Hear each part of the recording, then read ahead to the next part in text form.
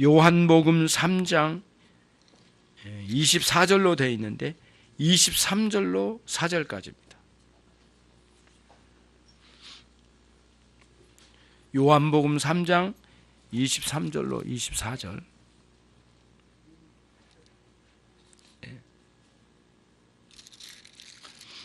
같이 읽겠습니다. 아버지께 23절 같이 읽습니다. 시작.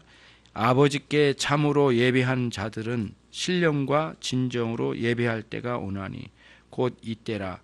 아버지께서는 같이 읽습니다. 23절 24절 시작. 아버지께 참으로 예배하는 자들은 신령과 진정으로 예배할 때가 오나니 곧 이때라. 아버지께서는 이렇게 자기에게 예배한 자들을 찾으시느니라. 하나님은 영이시니 예배하는 자가 신령과 진정으로 예배할지니라. 다시 한번 읽을게요. 잘 보십시오. 본문을 또박또박 한번 보시길 바랍니다. 아버지께 참으로 예배하는 자들은 신령과 진정으로 예배할 때가 오나니 곧 이때라. 아버지께서는 이렇게 자기에게 예배한 자들을 찾으시느니라. 하나님은 영이시니 예배하는 자가 신령과 진정으로 예배할지니라. 아멘. 지난주에 26절까지 설교했었습니다.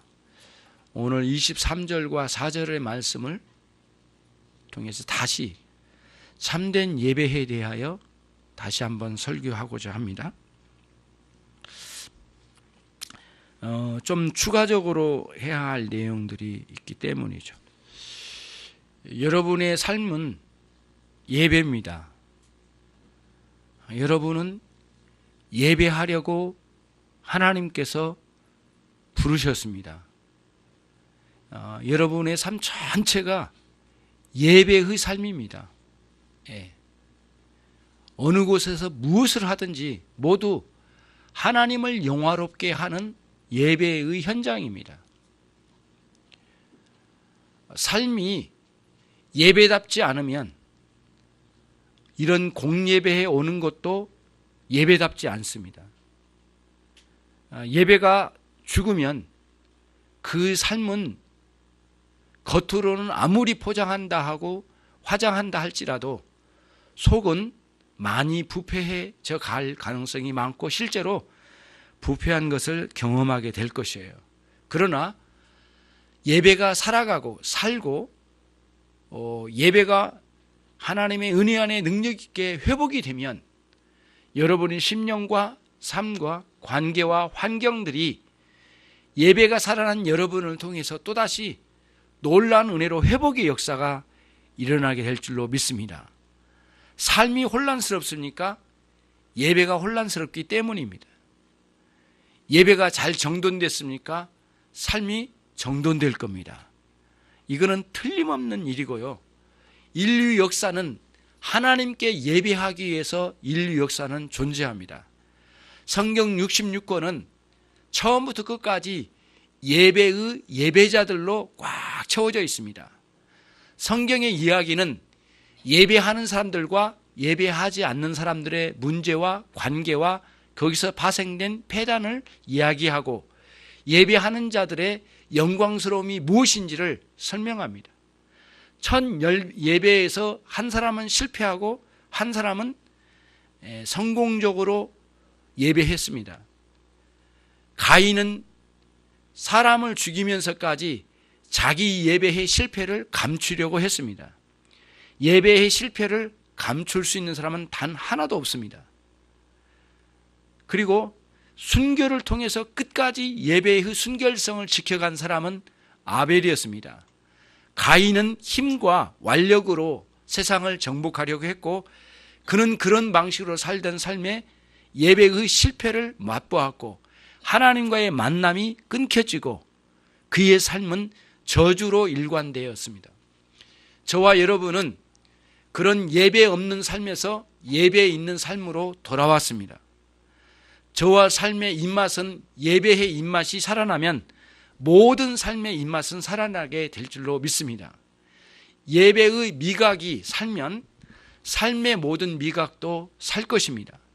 이것은 끝없는 성경의 주장이고 계속된 내용입니다. 아무리 타락하고 저주스러운 상황이다 할지라도 예배자들이 살아있는 동안은 그 자리는 회복의 자리가 되었습니다. 여러분과 저는 세상이 다 무너지고 아무리 타락하고 추악하다 할지라도 한 사람 예배자로서 그 자리를 지키는 그리스도인들이 되기를 주님의 이름으로 축원합니다. 노아 시대 때 다 음란하여 다 패망했습니다. 비웃음을 다 뒤집어 쓰고서라도 끝까지 지켜간 사람 노아는 예배자로 살았습니다. 그리고 언약을 지켰고요. 주의 뜻을 따라서 예배하는 한 성도로 그 자리에 멈췄습니다. 그리고는 세상 풍조에 흔들림 없는 신앙으로 세워졌던 사람, 그 사람은 노아였습니다. 사람들이 바벨탑을 쌓으면서 인간의 이름을 높이 높이 올리려고 했던 시도들이 무너진 그곳에 새로운 한 사람을 세워가셨는데 아브라함이었습니다. 아브라함은 시날 평지 근처에 광활한 그 평지에 크게 세워진 지구랏 위에 거기서 수많은 사람들이 이방 신을 섬기고 있을 때에 그때에 아브라함은 홀로 눈물을 흘리며 하나님을 만났습니다. 그리고 200세, 300세, 400세 가까이 사는 아브라함 시대의 할아버지들의 그 삶의 현장에서 뛰어다니면서 사람들에게 많은 이야기를 들었을 겁니다. 무엇보다도 하나님과의 만남, 그들의 예배의 경험을 많이 들었을 거라고 생각합니다. 여러분의 예배가 살면 여러분의 자녀는 삽니다. 여러분의 예배가 죽으면 여러분의 자녀들은 영적으로 퇴락할 것입니다. 가정이 사는 유일한 방식은 예배가 사는 겁니다. 그러니까 하나님을 향한 경외하는 마음이 살아있는 사람들은 집에서도 밖에서도 교회에서도 언제나 경외심이 뚜렷합니다. 경외심이 뚜렷한 사람은 하나님을 향한 열정이 살아있습니다. 누군가 하나님을 비난하면 그는 견딜 수 없고 울분이 일어나고 그는 그런 것을 견딜 수 없어 그게 참 수 없는 의로운 열정으로 그를 대항하고야 말 것입니다. 아무리 타락한 시대를 산다고 할지라도 우리는 한 예배자로 남는 겁니다. 온 세상이 예배에 폰만 잡고 쇼를 한다 할지라도 나 한 사람만큼은 예배하고자 하는 열정이 여러분 안에 살아있다면 여러분은 영생을 마음껏 누리는 영광스러운 삶이 될 줄로 믿습니다. 한 사람도 우리는 낙오 없이 마지막 주님 저 하늘로 우리를 데려가신 날 순간까지 예배자로 남기를 원합니다. 마지막 여러분들이 숨이 거둬지고 하나님 오늘 내 생명을 거둬가신 그날 온 가족들에게 요청해서 함께 예배하자고 요청하십시오. 그리고 마음껏 찬양하고 정말 땀 흘려 정말 피 흘려 우리가 함께 예배하는 그 순간 하나님을 향하여 나가는 귀하고 복된 임종의 예배는 영광스러운 주님과의 만남의 예배가 될 줄로 믿습니다. 여러분 어려우시죠? 물질도 어렵고 사람과의 관계도 어렵고 경쟁이 어렵고 많은 상황에 시달리고 그리고 많은 시간들에 쫓기고 여러분의 건강도 위협을 받고 아무리 편안하게 해준다 해도 마음은 편하지 않습니다. 예배가 죽어가는 현상 속에 있는 거죠. 하나님 여러분이 만약에 예배만 산다면 여러분의 인생은 엄청난 변화를 이루어갈 거라고 확신이 됩니다. 예배 시간도 잘 지키시고 시간만 잘 지키지 마시고 마음도 잘 지켜서 정말 여러분의 마음 속에 예배의 영광이 새롭게 회복되는 그런 삶이 되시기를 바랍니다. 새해에는 꿈도 많습니다. 해야 할 일도 많이 계획했을 겁니다. 그 중심에 예배에 대한 계획을 반듯하게 세우시기를 바랍니다. 공예배를 위해서 내가 최선을 다하리라. 나는 마음을 쏟으리라. 나는 말씀을 들으리라. 나는 성령과 함께 예배하리라. 나는 진리를 따라 예배하리라. 나는 그 예배에서 눈물로 하나님을 찾으리라. 주님과의 만남의 자리가 되리라. 그러지 않고 나는 물러서지 않으리라. 주님 영광스러운 우리 주님을 붙들고 나는 하소연하리라. 나는 그 예배가 내 생애의 중심이 되리라. 나는 눈물로 예배하리라. 나는 피땀 흘려 주님께 예배를 찾으리라. 이런 열망을 가지고 새해 벽두에 여러분들이 예배를 열망하고 예배의 계획을 새롭게 세우시는 영광스러운 여러분의 삶이 되시기를 주님의 이름으로 축원합니다. 예배는 지난주에도 말씀드렸듯이 모든 삶의 중심입니다. 신앙생활을 다 추리고 추려내면 예배로 들어옵니다. 삶의 코어죠. 여기서 뭔가 일어나면 밖으로도 뭔가 일어납니다. 그러니까 여러분과 제가 경외심을 가지고 하나님을 사랑하는 열정을 가지고 예배자에 나오십시오. 전 삶이 예배입니다. 창세기부터 예배가 시작되고 요한계시록 전체는 천상에서 예배하는 모든 내용을 다 담은 내용입니다. 요한계시록은 예배의 내용입니다. 어떤 측면에서는 천사들이 24장로와 함께 주님을 향하여 어린 양 되신 예수 그리스도를 향하여 예배하는 현장을 보여줍니다. 전 내용이 예배의 현장입니다. 정말 놀랍습니다. 창세기로부터 66권 요한계시록 전체가 예배의 내용으로 꽉 들이찼으니까 이거보다도 영광스러운 일은 없다라고 확신이 됩니다. 요한계시록 21장 22절에는 예수님 당신 자신이 성전이라고 되어 있습니다. 가봤더니 그 나라는 그 성읍에는 성전이 없더라. 왜냐하면 어린 양 대신 하나님 아들 대신 그분이 그리스도가 우리의 성전 대신이 더 이상 성전이 필요 없다. 막 그런 의미겠죠. 예수님 우리의 영원한 성전 되셔서 하나님과의 만남을 이루는 겁니다. 여러분 수많은 사람들과의 만남이 있죠. 그 만남에는 많은 유익도 있지만 많은 어려움도 있고 아픔도 많이 있습니다. 그런 모든 중심에 그리스도와의 만남으로 그 만남에 큰 변화가 일어나시길 바랍니다. 여러분은 반드시 그리스도와 결혼을 해야 됩니다. 영원한 신랑 되신 그리스도와의 결혼, 신부된 나와 그리스도의 신랑 되신 그분과의 결혼을 영원토록 혼인 계약을 맺는 것과 같이 영원한 혼인 안에 들어가는 영광스러운 삶이 되시기를 바랍니다. 그래야만 아가서에 나오는 영광스러운 주님과의 만남의 표현, 다양한 표현들이 영적으로 잘 이루어져서 성취되는 영광이 저와 여러분에게 있게 될 줄로 믿습니다.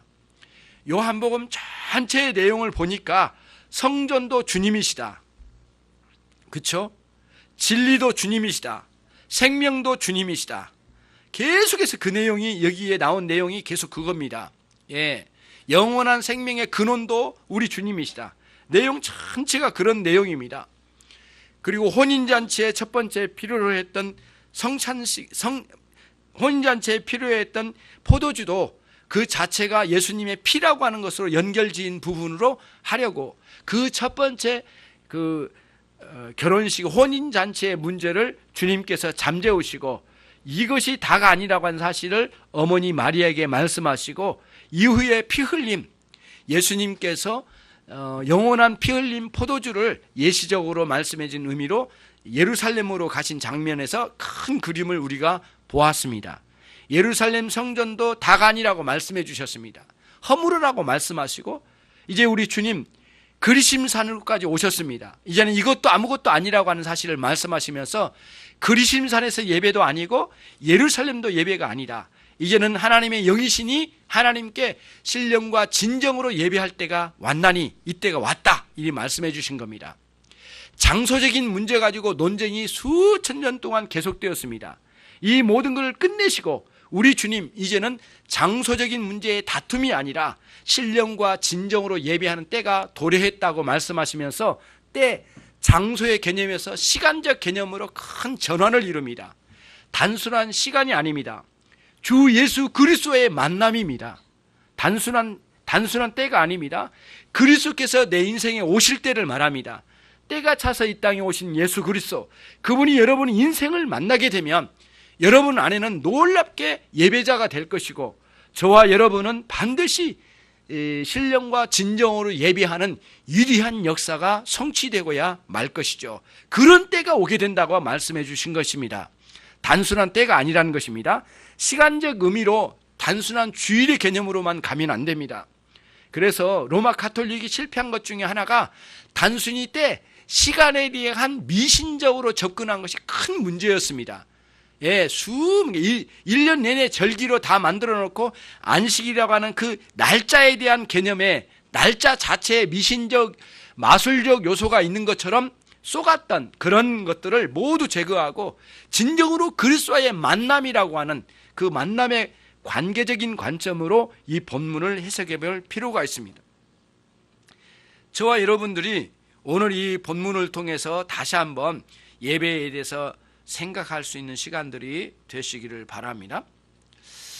우리들이 이런 이제 항상 주님의 말씀을 이렇게 읽어내려갈 때 아무런 그 구약의 말씀과 전혀 관련 없는 내용을 이렇게 말씀하신 것이 아니기 때문에 모든 말씀이 구약과 관련이 있는 말씀들이에요. 그래서 여기서 신령과 진정이라고 하는 이 말씀도 사실상은 구약의 말씀에서 이어져 온 내용들입니다.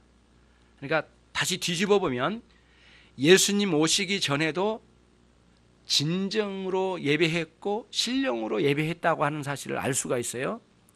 여기서 신령과 진정이라고 했는데, 신령은 지난주에 말씀드린 것처럼 성령님 안에서, 그렇죠? 엔피뉴마, 성령님 안에서의 예배함이라는 의미가 담겨져 있고, 또 하나 뒤에 진정으로라는 말씀은 엔 알레데이아라고 해서 진리 안에서 예배함이라고 하는 말씀을 지난주에 드렸어요. 그래서 구약으로 가면 여러 차례에 걸쳐서 하나님의 말씀과 여호와의 신을 내가 너희에게 부어주리라 라고 하는 예언의 말씀들이 줄기차게 일어납니다. 예, 그게 그런 일들이 구약에도 있었어요. 언약의 백성들에게는 하나님의 영, 성령님과 하나님의 말씀, 진리를 부어주셔서 예배자들이 예배할 수 있도록 해주셨어요. 그 일들은 계속됐던 거거든요. 그러나 더 완벽하고 온전히 성취하여 완전한 계시로 확연하게 드러내 주신 분이 예수님이셨다는 거예요. 그래서 여전히 깜깜한 가운데 놓여져 있는 예루살렘에 있는 예배자들과 그리심산의 예배자들을 모두 깨워서 진정한 예배자로 가는 길이 무엇인지를 예수님께서 보여 말씀해 주신 것이죠. 한번 그 말씀을 찾아보는 것도 필요할 것 같아요. 우리가 느헤미야로 가겠습니다. 느헤미야 9장입니다. 구약성경 740쪽 느헤미야 9장 20절입니다. 같이 읽겠습니다. 또 주의 선한 신을 주사 저희를 가르치시며, 잠깐만요. 주의 선한 신은 성령님이시죠. 여호와의 신. 그 다음입니다. 읽습니다. 시작. 주의 만나로 저희 입에 끊어지지 않게 하시고 저희 목마름을 인하여 물을 주시사. 여기서 만나는 하나님의 말씀입니다. 왜냐하면 신명기 8장 3절 말씀에서 여호와께서 모세에게 말씀하셨어요. 내가 어찌하여 너희들에게 만나를 주는지 아느냐. 모든 사람이 떡으로만 살 것이 아니요 하나님의 입으로 나오는 모든 말씀으로 살 것이니라. 만나의 의미를 정확하게, 육신을 위해서는 떡이 필요하겠지만 영혼을 위해서는 하나님의 말씀이 극히 필요하다는 사실을 말씀해 주셨는데, 느헤미야서의 이 본문의 말씀에서는 만나라는 비유의 말씀으로 하나님의 말씀을 부어주신다는 말씀이에요. 그래서 우리의 영혼의 갈증을 해소시켜 주신다. 예, 메시아의 오심을 통해서 이 일을 이제 느헤미야서 9장 20절에서 말씀해 주신 거죠. 그러니까 성령과 진리로 채워주신다, 그런 말씀이에요. 자, 그 다음 시편 33편도 보시겠습니다. 몇 차례 있습니다. 적극적으로 한번 찾아보시죠. 성경을 안 가지고 오면 안 되겠죠. 시편 33편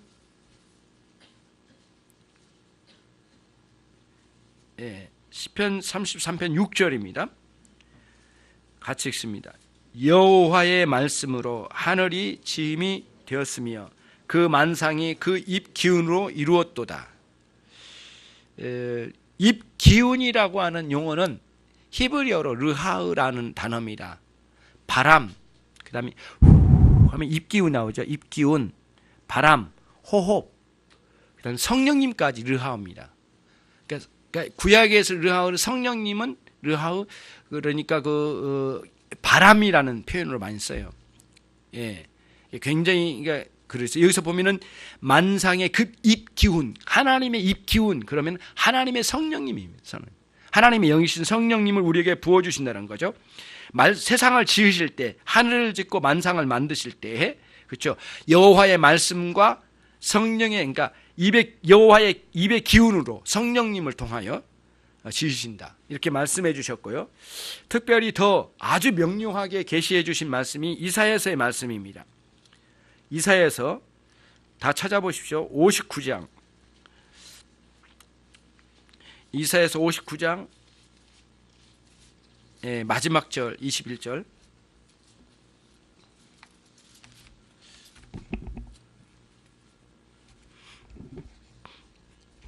제가 읽을게요.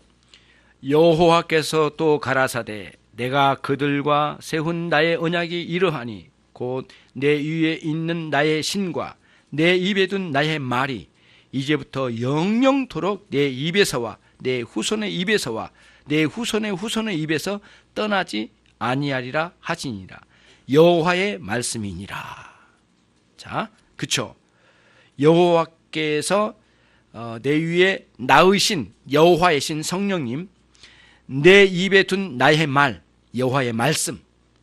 그러니까 성령님과 하나님의 말씀으로 언약의 백성들 안에 두시기를 소원하신 거죠. 이거를 그렇게 기뻐하신 거예요. 그러니까 최고의 선물은, 당신의 백성들에게 최고의 선물은 다른 게 아니에요. 여호와의 신신 성령님을 보내주심과 내주케 하심과 두 번째 하나님의 말씀을 불어넣어 주심이에요.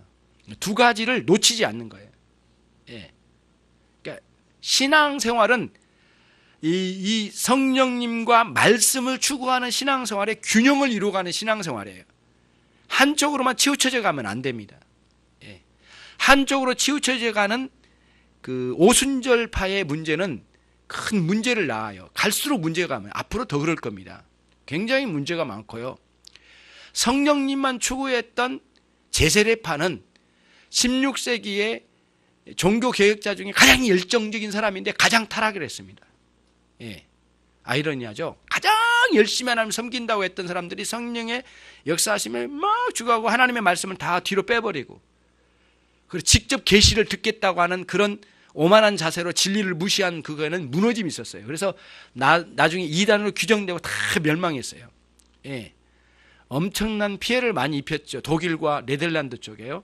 그래서 한 마을을 이 녀석들이 이제 무력으로 막 사람들을 막 이렇게 지배하고 막 그랬던 한때가 있었고요. 그래서 제세례파의 폐단이 이런 균형, 성령님과 진리, 하나님의 말씀을 균형 있게 추구해 나가는 삶이 아니면 안 된다는 거죠. 이런 흐름 속에 있어요. 그래서 주님께서 예배자가 예배자 되려면 성령님 안에서와 진리 안에서 예배해야 된다고 하는 이 말씀이 신앙의 참 기반의 두 기둥이에요. 예.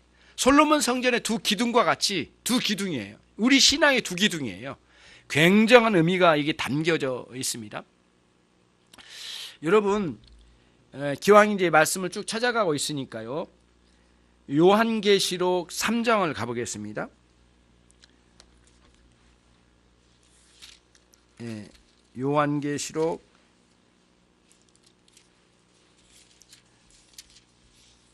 3장에 14절로 20절까지인데요. 15절에 라오디게아 교회를 향한 책망이거든요. 주님의 책망.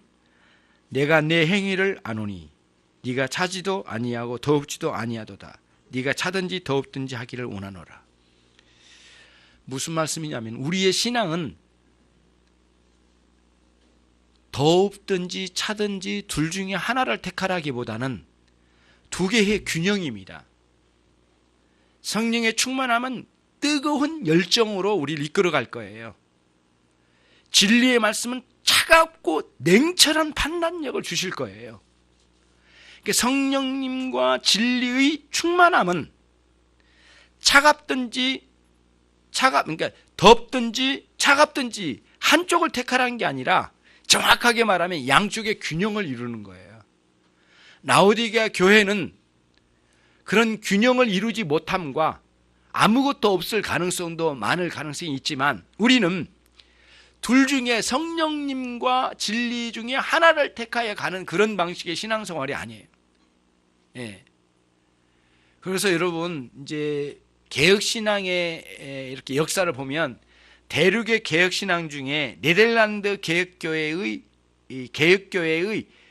약점이라고 하면 약점이라고 할 수 있는데, 이 부분이 뭐냐면은 성령론이 굉장히 약해요. 말씀사에게는 굉장히 강해. 예, 그러니까 차가운 말씀의 이해력은 많지만 성령의 역사하심에 대한 약화된 부분들을 우리들은 좀 비교해보고 균형을 이루어서 볼 필요가 있다 이거예요. 예, 그래서 이제 청교도들은 성령의 충만함과 말씀의 균형을 이루어가는데 굉장히 노력을 했죠. 예, 그런 면을 이제 우리가 개혁신앙에서도 비교 대치해 볼 필요가 있는데, 아무튼 그거는 우리가 긍정적인 면에서 많이 비교한 거고요. 그리고 부정적인 면에서는 언제나 이 두 기둥이 하나가 무너지면 이거 와르르 무너지게 돼 있어요. 두 개의 기둥이 잘 세워져서 정말 저와 여러분의 예배의 현장에 이런 변화들이 충만하게 있어서 참다운 예배의 현장이 돼야 되겠죠. 그러면 지난주에 이어서 오늘 말씀을 이제 보면은요, 이런 거예요. 지난주에 우리들에게 주신 말씀 중에 진정한 예배를, 참된 예배를 지금 계속 공부하고 있는데요. 참된 예배자의 첫 번째 조건은 뭐냐라고 물었을 때 아버지께 계속 아버지께 예배한다고 주님 말씀하셔요. 갑자기 이 아버지께 그러니까 하늘에 계신 하나님께 예배합니다.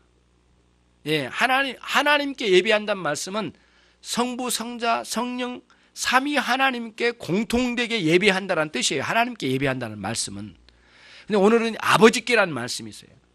그러니까 진정한 예배자는 하나님 아버지와 자녀의 관계가 성립된 사람들만 가능하다는 사실을 넌지시 말씀해 주신 강조예요. 3번 강조했거든요. 아버지께 예배하라, 이렇게 아버지께 예배한다. 계속해서 아버지였어요.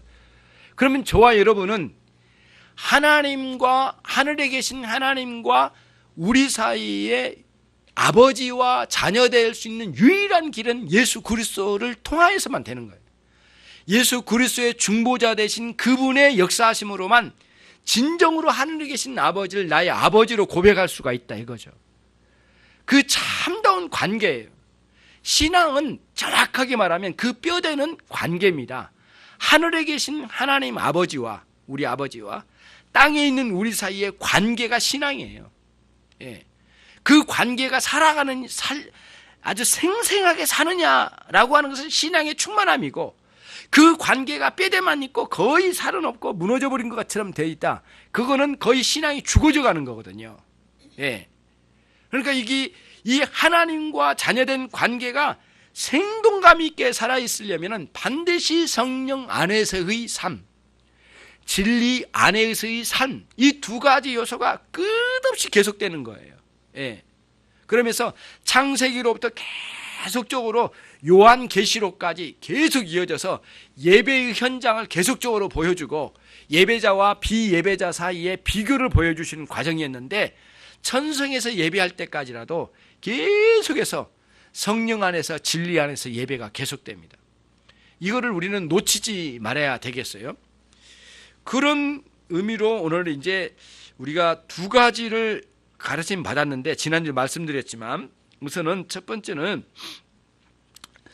성령 안에서 예배함입니다. 성령 안에서 예배함. 여기서는 이제 본문의 번역으로는 그 신령으로 예배한다 이렇게 돼 있죠. 그런데 그게 아니고 성령 안에서의 예배라는 의미입니다. 정확한 의미는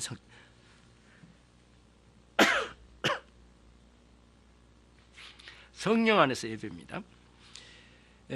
그런데 이 성령 안에서 예배는 두 가지로 분류해서 오늘 생각해 볼 수 있는데, 성령께서 우리를 예배로 인도하실 때는 반드시 거룩성을 회복시켜 인도하십니다. 그러니까 예배의 거룩성이 상실된 곳에는 반드시 하나님께서 기뻐하지 않으신 것을 보여주셨어요.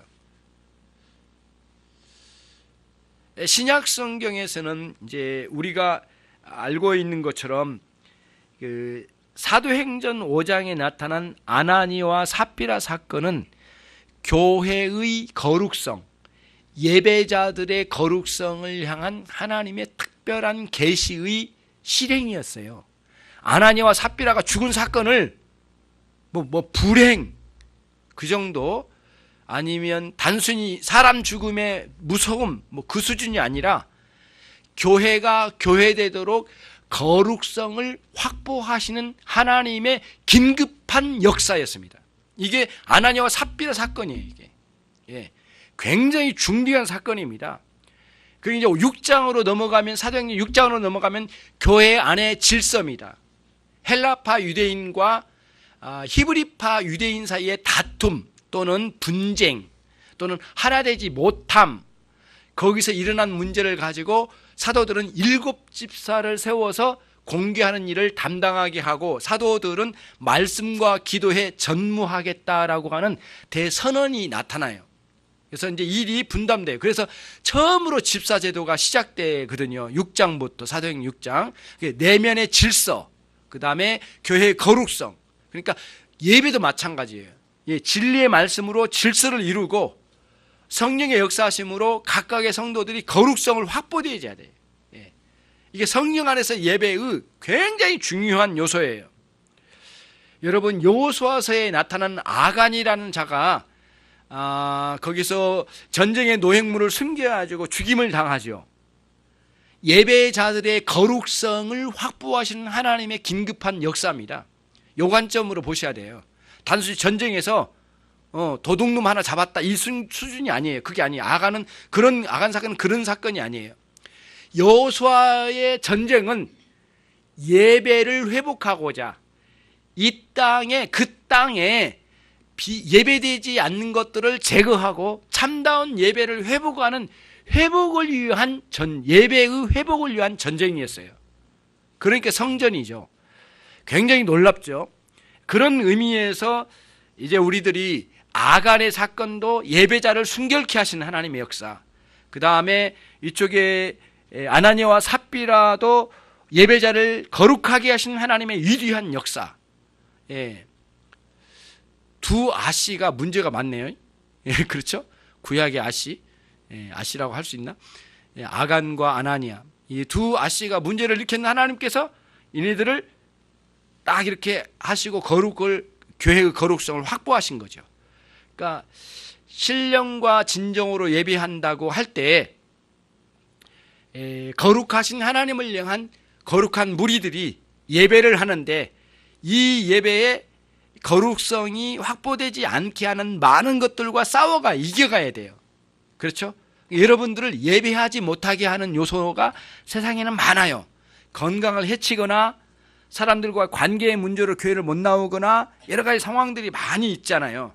이런 모든 일들과 우리가 끊임없이 이렇게 싸워가는 건 뭐냐면은 거룩한 예배가 예배되게 하기 위하여, 그 예배에 예배자로 있게 하기 위한 끝없는 싸움이에요. 여러분들이 건강을 많이 살피시고 또 하나님 사업 같은 일들도 모두 정리하고 예배자로서 주님 앞에 서는 거예요. 그 집에서도, 사업장에서도, 교회에서도. 그래서 여러분들이 거룩한 예배자로 우뚝 서셔서 거룩하신 우리 하나님을 향한 예배의 현장으로 늘 나오기를 힘쓰고, 그 열정이 늘 살아있는 성령께서 우리를 인도하시는 그런 역사가 현재적으로 여러분 안에, 저와 여러분 안에 있기를 주님의 이름으로 축원합니다. 이런 인식이 굉장히 중요해요. 그러면 다음으로 한 가지 있습니다. 그 성령 안에서 예배한다라고 하는 것은 또 하나가 있는데, 연합의 문제입니다. 연합의 문제. 이거는 에베소서 4장 4절로 6절인데 연합. 근데 이 연합이라고 하는 게 뭐냐면은 에베소서 4장 3절에서 이 말씀을 바울 사도가 해줘요. 성령께서 너희를 하나 되게 해주시면, 이미 하나 되게 해주셨대요. 어떻게 해요? 한 예배자로, 한 교회 공동체로 이렇게 하나로 만들어 주셨대요. 근데 성령께서 너희에게 하나 되게 해주심을 힘써 지켜가라고 말씀해 주셨어요. 힘써 지켜가라 명령을 내려주신 거예요.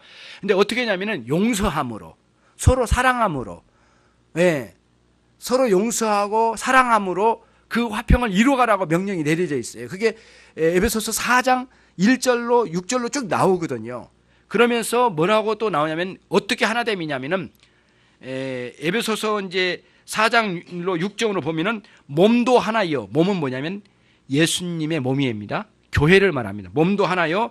성령도 한 분이시고 너희들의 소망도 하나이고 주님도 한 분이시고 믿음도 하나이고 세례도 하나이고 너희가 예배하는 하나님도 한 분이시다. 그리고 만유의 아버지가 계시도다. 이렇게 표현하면서 전체가 연합을 이루어가는 거예요.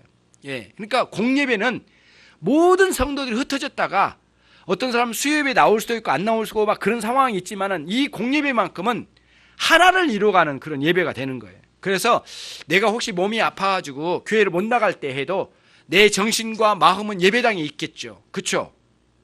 그런 마음. 그래서 오늘 주님을 섬기는 예배자들이 함께 모였겠구나. 그럼 어떤 말씀을 들었을까? 어떤 찬양으로 나갈까? 굉장히 궁금하기도 하고, 어떤 은혜를 각 성도들에게 부어주셨을까? 이런 궁금한 일들이 계속적으로 우리 안에 일어난 거죠. 그러면서 그런 통일된 마음, 한 마음으로 하나님을 향하여 예비하는 현장을 이루어가는 거예요. 그래서 거룩성과 연합, 통일성을 이루어가는 위대한 역사를 이루어가는 예배의 현장을 성령 안에서 예배함이라고 하는 큰 특징을 우리 안에 보여주신 거예요. 두 번째는 진리 안에서의 예배함입니다. 두 번째는 진리 안에서의 예배함.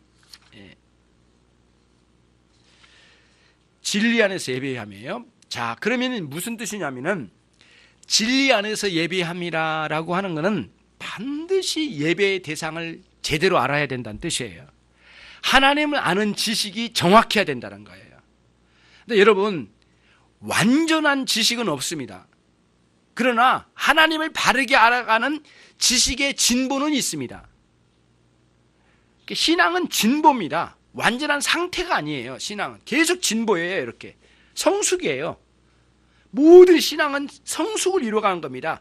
하나님을 알아가는 지식도 멈춤이 아니에요. 계속 진보예요. 그리고 하나님을 아는 지식의 명확한 목적은 예배입니다. 예배, 경배. 칼빈이 기독교의 제1권 1장, 2장, 3장, 1장, 2장, 3장에서 나온 내용이 그거예요. 정확하게 하나님을 아는 지식의 모든 목적은 여호와를 경배하는 데다가 초점이 맞춰졌어요. 예배하려고 하는 거예요. 그래서 여기서 진리 안에서 예배한다는 것은 바르게 하나님을 알아간 지식 토대에 의해서 예배하라는 거예요. 예배의 대상이 누군지도 잘 모르고 그분이 어떤 분인지 인식이 잘 안 들어오면서 예배한다는 것은 미신적 요소가 들어올 가능성이 참으로 많습니다. 그러니까 진리 안에서 예배하지 않으면 하나님을 아는 지식을 배제시키니까 하나님을 모르는 무지 속에 뭐가 들어오냐면은 여기에 미신적 요소가 침투해 들어와 버립니다. 바로 들어와요, 여기 안에. 하나님은 이런 하나님일 거야, 저런 하나님일 거야, 말씀을 떠나가지고 그런 식으로 막 자기 나름대로 우상을 그려가면서 예배에 들어오니까 예배가 안 되는 거예요. 그런 그 예배의 실패 현장들을 많이 역사에서 많이 보여줬어요. 1000년 동안 로마 가톨릭이 보여준 예배는 예배가 아니었어요, 여러분. 왜냐하면은 예배 현장에 끝없는 미신들을 갖다 집어넣었어요. 향을 피우고 이렇게 무슨 생명수를 뿌린다나 이렇게 뿌려대고 막 하면서 온통 미신적인 요소와 예배당에 수많은 이 우상들을 막 세워놓고 그림으로 예배당 출입구부터 해서 나간 때부터 전체가 모든 게 머리끝부터 발끝까지 우상으로 완전히 찌들어 있는 것이 이제 로마 가톨릭이었단 말이에요. 거기서 뭐가 빠졌어요? 진리가 빠졌어요. 진리 안에서 예배 안 하는 저주스러운 일들이 그 안에 일어나게 된 거예요. 이런 현상들이 굉장히 많이 일어났어요, 여러분. 어디나 그래요. 그러니까 진리와 성령 안에서와 진리 안에서가 균등하게 똑같이 균형을 이루면서 높아져야 되겠죠. 내려오면 안 되겠죠. 예. 솔로몬 성전의 두 기둥과 같이 높이 높이 세워지는 아주 위대한 역사가 일어나는, 그거는 진리 안에서와 성령 안에서의 예배가 균형을 이루면서 성숙을 이루어 나가는 그러한 놀라운 역사가 이 예배의 현장에 계속적으로 갱신되어져야 됩니다. 굉장히 중요한 내용이라고 이제 보여져요. 자, 그렇죠? 그러면은 앞부분에 보시면 그 24절에 하나님은 영이시니라고 했는데 이 부분도 뒷부분 성령 안에서와 진리 안에서 예배에 대한 앞부분의 선언적인 부분이거든요. 여러분과 제가 오해를 많이 하는, 이제 오해할 가능성이 참 많은 부분이 이 부분이에요. 위험스럽습니다. 하나님은 영이시라고 할 때. 근데 여러분, 영은 하나님 영이시라고 했는데 여기서 하나님 영이시라고 한 이 부분과 그 천사나 사람의 영혼이나 마귀, 귀신 이런 영들과 동등한 의미로 영이라고 표현한 것은 아니에요. 하나님은 영이시다라고 하는 뭐는 두 가지 측면으로 봐야 되는데, 하나는 뭐냐면은 초월성과 내재성입니다. 하나님의 초월하심과 내재하심. 초월하심을 먼저 말씀드리면 온 우주 만물이 있어요. 이런 태양계가 과학계에서 그러잖아요. 태양계가 몇 개 더 있다고 그러잖아요. 밝혀진, 지금 뭐 알고 있는 거로도 몇 개가 더 있다고 그래요. 온 우주 만물이 태양계가 100개, 10,000개가 있다 하더라도 하나님 여호와 하나님의 신성으로 충만한 가운데 있습니다. 저 끝과 저 끝을 우리는 알 수 없어요. 하나님의 무궁무진하심이에요. 모든 만물은 하나님 안에 있습니다. 어떤 존재도 하나님 밖에 있을 수 없어요. 그 존재든 만약에 하나님 밖에 어떤 존재가 하나님 밖에 먼 존재가 있다면 그는 하나님과 동등한 존재가 돼버릴 거예요. 그런 존재 있지도 않아요. 그래서 하나님 여호와 하나님은 오로지 한 분이신데 충만적으로 존재하신다고 하잖아요. 그래서 우리들이 피조된 영혼들 있잖아요. 영들 있잖아요. 영물들, 사람의 영혼이나 천사나 마귀나 어떤 귀신 같은, 이 사단이나 귀신 같은 것들, 이런 것들이 피조된 영들이에요. 영물들이에요. 근데 이런 영물들은 시간과 공간의 제약을 받아요. 언제나 시간과 공간 안에 머물러 있는 거예요. 모든 존재는 시간과 공간에 머물러 있는 거거든요. 시간과 공간을 벗어나서 존재하는 건 존재하지 않아요. 오로지 유일하게 하나님만, 영이신 하나님만 시간과 공간의 제약을 받지 않으시는 거예요. 그래서 하나님은 영원하시, 시간적으로, 시간적 개념으로 파악하실 때 영원하시다. 그래서 영원하시다고 하는 측면에서 그분은 시간에 제약받지 않는 분이다. 그 다음 공간에 제약받지 않는다는 표현을 어떻게 썼죠? 하나님은 무한 광대하시다. 어디나 계시고 온 우주 만물을 다 품으시고 인간이 가는 곳 어디마다 다 계시고 우주 만물에. 그래서 하나님의 존재 방식은 충만적으로 존재하시지 어느 한 귀퉁이나 어느 장소에 매이신 분 하나님이 아니시라는 거예요. 그래서 하나님은 영이시라는 뜻이에요. 그렇게 크고 놀라우시고 영원하신 하나님을 어떤 사물로 하나님을 표현한다? 이건 모욕이 보통 모욕이 아닌 거예요. 존경하는 우리 아버지, 여러분의 아버지를 개미나 벌레, 버러지 수준으로 표현한다면 여러분들이 그 모욕을 참을 수 있겠습니까? 여호와 하나님을 그렇게 표현한 것은 가장 극단적인 모욕 중에 모욕이에요. 우상 숭배는 하나님이 철저하게 처단했어요. 예. 가나안 땅을 비밀있느라게 하나님께 처단하신 이유도 하나님을 그렇게 욕되고 더럽게 표현한 이들을 가만두지 않으리라 하나님 말씀하셨어요.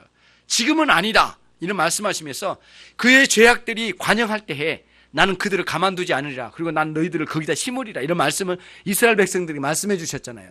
그런데 이스라엘 백성들도 나중에 우상숭배에 빠지잖아요. 이런 어리석음이 어디 있느냐고요. 하나님은 영이시다라고 하는 이 표현이 굉장히 웅장하고 인간적인 수준에서 이해하기가 쉽지 않은 부분이에요. 이 부분이 무한 광대하신 분이에요. 네. 저와 여러분이 인식이라고 하는 한계에 많이 눌려 있거든요. 그러니까 하나님을 아는 인식이 한계가 있어요. 그래서 하나님을 다 인식할 수 없습니다. 예. 하나님을 다 알 수가 없어요. 그래서 여러분과 제가 생각을 해서 하나님 이런 분일까 저런 분일까 계속 알다가도 다시 거꾸로 돌아와 버려요. 가다가 오고 계속 이거 반복일 뿐이에요. 근데 우리가 진리를 따라서 하나님 알게 되면 조금 더 넓혀지죠. 조금 더 넓혀지죠. 그러니까 진리 안에서 예배한다면 하나님을 아는 지식이 확장되어지면서 예배가 예배되어지면서 더 영광스러운 예배로 회복이 된다는 뜻이에요. 그래야만 되는 거거든요. 근데 작년이나 올해나 어제 지난주나 이번 주나 하나도 달라지지 않고 늘 지식은 이렇게 머물러 있고, 그러면서 그만 있습니까? 수많은 유혹과 시험에 의해서 좌절하고 넘어지면서 피투성이가 돼가지고 하나님을 아는 지식도 오히려 빼앗기다시피 이런 식으로 가가지고 예배를 하니까 예배가 안 되는 거죠. 하나님을 전혀 모르는 상태로 무지한 가운데 있으니까. 여러분과 제가 이 부분에 있어서 예배의 진리 안에서 예배의 진정한 의미가 무엇인지를 깨달아가는 건 굉장히 중요한 면이 있다고 생각해요. 우리 주님께서 이 부분을 계시해 주셨어요. 이 이스라엘 백성들 이 미련한 방식, 예루살렘에 갇혀가지고 이것뿐이다라고 막 생각하면서 이 장소에 매이고, 하나님이 마치 성전 안에 가둬 계신 것처럼 이런 인식을 다 부셔버리고 우리 주님께서 열어보신 거예요. 그리심산의 역사적인 정통성 가지고 막 매달렸던 이것들 다 때려 부시고, 물리적으로 부신 건 아니지만 우리 주님께서 말씀으로 이미 다 내려놓으셨잖아요. 이걸 다 양쪽 다. 그리고는 신령과 진정으로 예배할 때가 오나니 하나님의 영이신데 그리심산이나 예루살렘에 갇혀 계신 여호와 하나님이 아니시라고 말씀하시면서 이제는 때가 됐다. 그 완전하시고 영원 무궁하신 그분을 아버지로 모시는 영광스러운 관계의 형성이 일어나게 될 그리스도, 내가 왔으니 나를 통하여 너희들에게 이거를 계시해 주마. 이제는 때가 되었다. 거기에 매이지 말라. 이렇게 말씀하시면서 하나님의 영이신 신령과 진정으로 예배할 때 됐다. 이제 시작하라. 이런 말씀이에요. 굉장한 의미로 주어진 거죠. 저와 여러분이 예배에 대한 이 영광스러운 예배가 무엇인지를 계속적으로 알아가고, 예배가 초반에 말씀드린 것처럼 예배가 살면 여러분의 삶도 살아갈 거라고 확신이 되는 것이죠. 그러면서 우리들의 신앙이 이제 이와 같이 성숙되어져 가고 새롭게 되어져 가게 될 거예요. 우리가 이제 지난주에 이어서 이번 주에 참된 예배를 오늘로 이제 마감을 합니다. 그래서 예배에 대해서는 뭐 또 다른 시기가 올 수도 있겠지만은 오늘날 예배가 많이 타락했거든요. 정말 많이 타락했어요. 어떤 집단은 뭐 찬양하는 것으로 다 예배를 채우려고 하고, 어떤 집단들은 막 그 신비로운 체험 중심으로 막 가려고 하고, 그리고 자기 개인적인 체험이 우세하고 하나님의 말씀을 깔보는 그런 태도로 가는 이런 식의 신앙생활이 얼마나 우리를 파괴시켰냐고요. 여러분, 오순절에 여의도 순복음교회 중심으로 일어나는 오순절 있죠. 원래 오순절 그분들이 어떻게 알고 있는지는 모르겠지만 제가 알고 있는 로이 존스 목사님의 글을 보니까 1901년도쯤에 오순절이 굉장히 왕성하게 영국 이쪽 유럽에 있었답니다. 굉장히 했답니다. 성령의 충만함과 말씀이 풍성했답니다. 근데 그 후계자들이 성령의 충만함만 갖고 말씀을 약화시킨 거예요. 그렇게 체험 중심으로 끌고 가버린 거예요. 왜냐하면 사람들이 혹하기 쉽거든요. 야, 병 나왔어. 야, 일어났어. 야, 사람이 살았어. 뭐 이렇게 체험적으로 그러니까 사람들이 막 몰려들거든요. 말씀을 약화시키고 말씀으로 그걸 해석을 해야 되는데, 이 체험을 말씀으로 해석해야 되는데 이 체험만 가지고 간 거예요. 말씀 때문에 거예요. 오늘날 오순절의 타락상이 그런 거예요. 오순절만 타락했습니까? 오순절 걸 장로교에서 다 끌고 들어왔어요. 처음에 이단이라고 하더니 다 가지고 와가지고 아주 비빔밥을 만들어놨는데, 썩은 비빔밥을 만들어가지고 굉장히 문제가 많습니다. 정서적으로 막 띄워가지고 이런 식으로 가고, 진리와 성령 안에서 예배하지 않는 균형을 잃은 이런 모든 신앙생활에 저주스러운 일들이 얼마나 많은지 몰라요. 저와 여러분이 예수님의 말씀에 집중합시다. 하나님은 영이시니 이제는 신령과 진정으로 예배할 때가 되었으니 그 하나님께 예배하는 저와 여러분이 되기를 주님의 이름으로 축원합니다. 기도하겠습니다. 하나님 아버지, 무한한 감사와 찬양을 올립니다. 저희들을 예배자로 불러주실 때에 하늘에 계신 하나님을 아버지로 섬기는 아바 아버지라 부를 수 있도록 성령을 보내주시고, 우리로 하여금 성령 안에서 지속적으로 영원토록 예배케 해주시니 감사합니다. 하나님, 이 예배는 특권이고 의무인데 영광스러운 예배가 되게 해 주시옵소서. 각 심령과 각 가정과 그리고 하나님 우리 인천 열린교회가 그리고 하나님 온 세상에 있는 주님의 교회 위에 예배가 영광스럽게 되게 해 주시옵소서. 조국 교회의 예배가 회복되게 해 주옵소서. 예수 그리스도의 이름으로 기도 올리옵나이다.